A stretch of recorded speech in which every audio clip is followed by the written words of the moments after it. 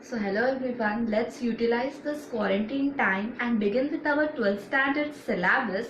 So starting with the biology section, we will be learning today the first chapter of biology, that is reproduction in lower and higher plants.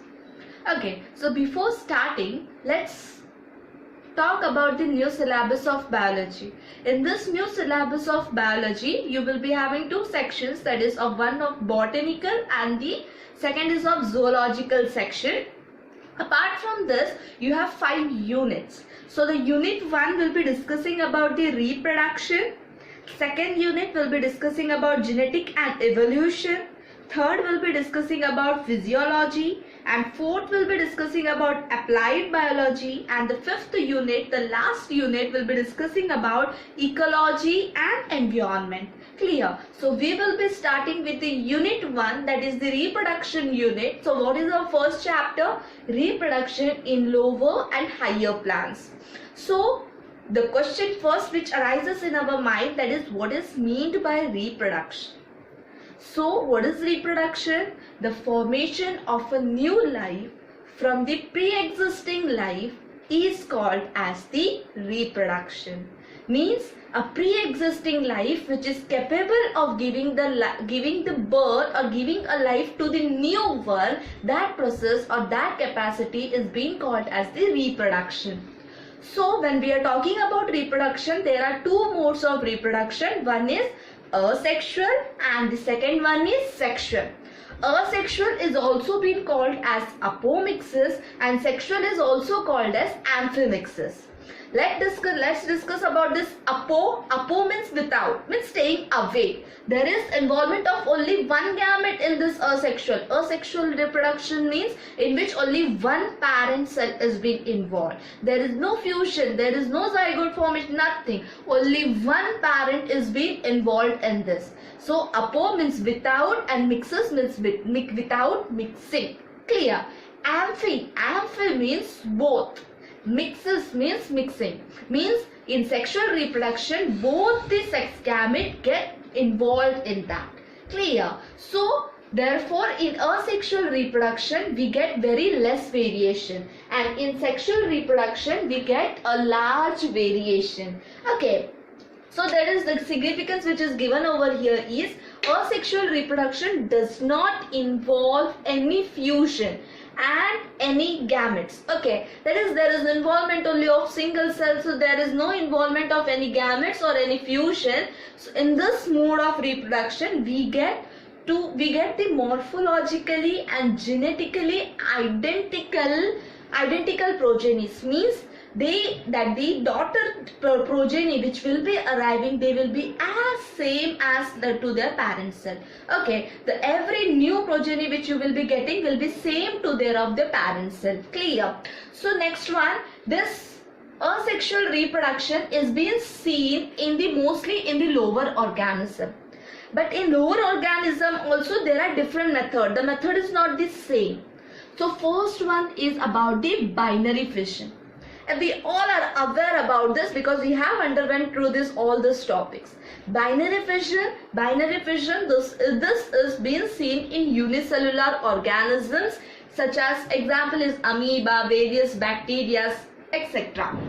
Okay, so if we are having an amoeba over here and that is a mother amoeba, first there will be, what will be happening is that the cytoplasm will be getting little bit extended and there will be the nucleus will get elongated.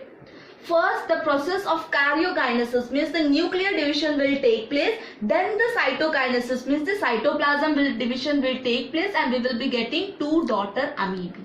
Clear with this? So there is equal division. What there will be? There will be equal division in the binary fission.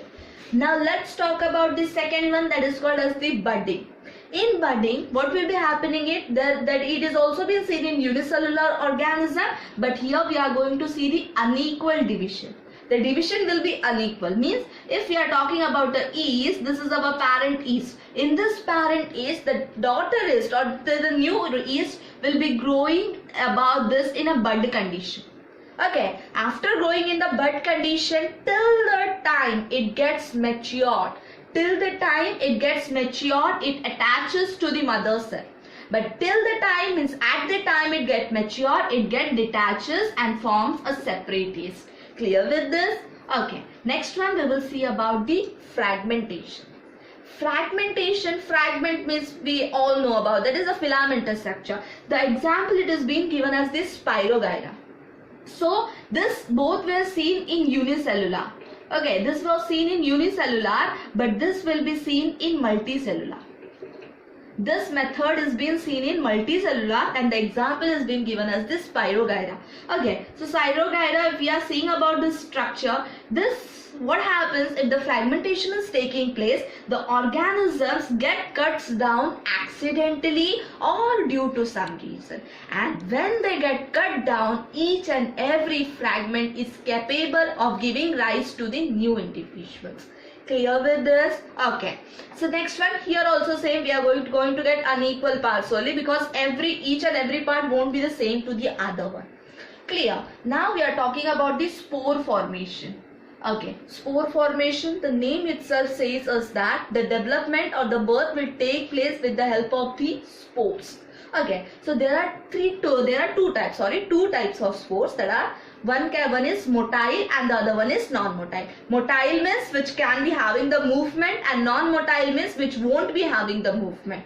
Okay, and the motile means which is having the movement, it will be moving with the help of the flagella. Clear? So there are motile spores and non-motile spores. This motile spores, these spores are being generated by algae. This algae gives this motile spores. Okay, and this non-motile spores are being produced by the fungi. Example is being given, that is called as the Chlamydomonas, and the second one is Penicillium. In this Chlamydomonas, what happens is one parent cell, this is the flagella. What happens is that it allows the growth of other daughter Chlamydomonas to grow inside it, and once they get matured, the flagella bursts out, gets separated, and all the daughter cells are capable of coming out of that. Clear?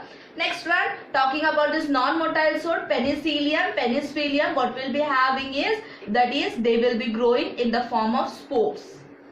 And then when they get mature, they will be released out. Clear? Okay. So next one we will be going towards the gemule formation, the last one. Okay, gemule formation means what will be happening is we will seeing a body with a muscle. Okay, this is a asexual reproduction in which there is a development of a mass of cell, and it takes place during the unfavorable condition, and it is mostly observed in the freshwater sponges which are very deep inside the seawater. Clear? But how does it take place? I think in the Kingdom Plantae in the 11th standard you all have studied about it. So let's see. You would have seen a structure that is at the side wall. You will be seeing these structures.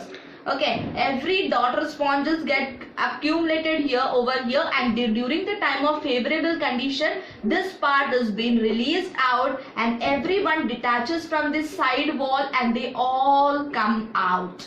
Okay, same as like that of the bud, they settled at the edges, and at the last this mass of the cell is being released out. So this was about the gemule formation. We have seen about the 5 methods that are amoeba, that is binary fission, budding, fragmentation, spore formation, and the gemule formation. Okay, at the next one we will be seeing about the vegetative propagation. Okay, so we have at the last we have seen about the asexual method in the lower organisms. Okay, unicellular organisms mostly, and there are 5 methods of their generation we have seen about it. Now we will be discussing about the asexual reproduction in angiosperm by the vegetative propagation. Okay, the name itself says you that from vegetative propagation means a new plant will be arising from the vegetative part. What is meant by vegetative part now? Vegetative part means root, stem, leaf, and the bud.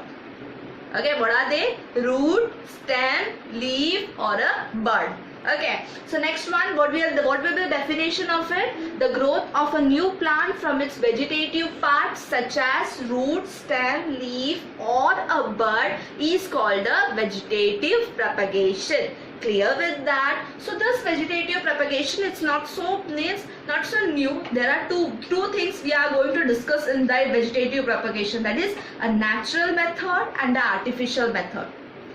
Natural method means which is occurring naturally, and artificial method means the one which is the man has created to get the profits or to get a variety in that. Clear? So in this natural method, three things we have to discuss, that is tuberous root, stem tuber, runner. Okay, so this is tuberous roots means the swollen roots which we eat in our daily life, like for example radish, carrot.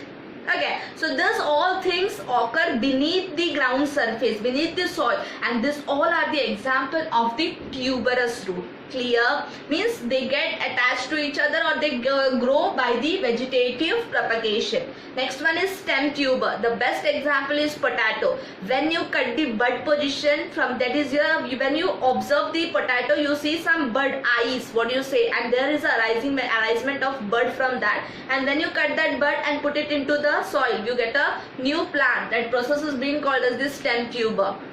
Next is runner. Runner means the grass. The best example is the grass. What happens over there is you are not putting some seed or you are not putting something over there to get a new plant. So in runner what happens, one grass attaches to the other and the chain continues and we get the large playground, etc. So we have discussed about the natural method. Now we will be discussing about the artificial method, which is means in the artificial method what you are going to see first is the cutting. Sorry, first one what we have seen, cutting. The best example is of the rose plant. When you plant a rose, you put a stem over there, isn't it? So what happens is when you put the stem, what is you are going to see over there, you are going to get the arisement of new plants. So a specific part is being cut which is capable of giving rise to a new plant, that is called as, when you put it into the moist soil, that process is being called as the cutting.